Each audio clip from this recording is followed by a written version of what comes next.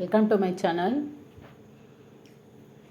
பொறுப்புணர்ச்சியின்றி இருந்த ஊரை தன் பொறுப்புணர்வால் மாற்றிய மருதனின் பண்பு நலத்தை விவரிக்க. முன்னுரை. உலக உயிர்களை வாழ வைப்பது மழை. அந்த மழையை நாம் முறையாக பாதுகாக்காமல் சில உயிர்களையும் பயிர்களையும் நாசமாக்குகிறோம். அதை கண்டு மனம் நொந்து தனி மனிதனாக இருந்து தம் ஊரை பொறுப்புணர்ச்சியால் மாற்றிய மருதனின் பண்பு நலங்களை பற்றி இக்கட்டுரையில் காணலாம். மழையின் கோரம். வங்கக்கடலில் உருவான குறைந்த காற்றழுத்த தாழ்வு மண்டலத்தால் மணிக்கு 100 கிலோமீட்டர் வேகத்தில் காற்றுடன் கூடிய மழை பெய்கிறது. நாற்று பிடுங்கி உரம் போட்டு நட்டு ஒரு வாரமே ஆன குழந்தை போல் காட்சியளித்த பயிர்கள் எல்லாம் மழையில் மூழ்கியது. உபரி நீர் வெளியேறவில்லை. இப்படியே போனால் அழுகிவிடும், என்ன செய்வது என்று ஏங்கினான் மருதன். உபரி நீர் வெளியேற்றம். காற்றையும் மழையும் பொருட்படுத்தாமல் கரை வழியே வந்தான். உபரி தண்ணீர் வெளியேற வேண்டிய மதகை எட்டி பார்த்தான். மதகை சுற்றி மட்டுமல்லாமல் ஊரை சுற்றி எங்கு பார்த்தாலும் மண்டி கிடந்த நெய்வேலி காட்டாமனுக்கு தண்ணீரை தடுத்து நிறுத்தி கொண்டிருக்கும். மருதனின் நல்யோசனை. மருதன் பயிர்கள் மூழ்காமலும் மொத்த கிராமங்களும் தப்பிக்க நல்ல வழியை யோசித்தான்.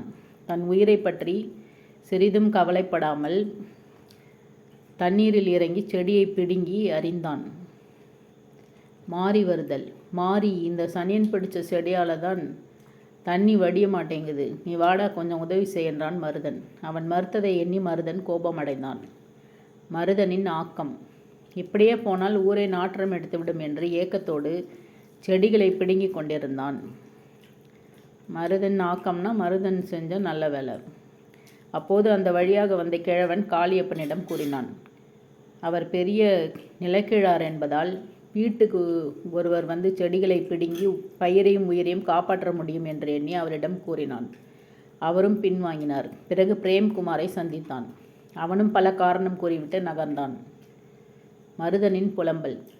வீடு திரும்பிய மருதன் உயிருக்கு ஏற்படும் ஆபத்தை யாரிடமும் சொல்லி பலன் இல்லை. மனவலியால் துடித்தான்.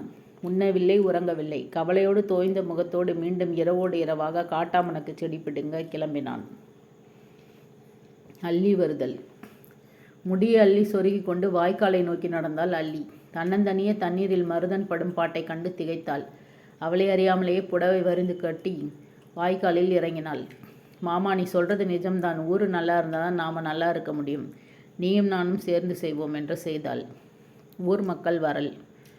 நொடி நேரத்தில் ஊர் மிராசு காளியப்பன் வண்டியிலிருந்து குதித்து வேட்டியை கரையில் போட்டுவிட்டு வாய்க்காலில் இறங்கினார். வண்டிக்காரன் மூலம் செய்தி பரவியது. ஊரே கூடி வாய்க்காலை நோக்கி ஓடியது. முடிவுரை.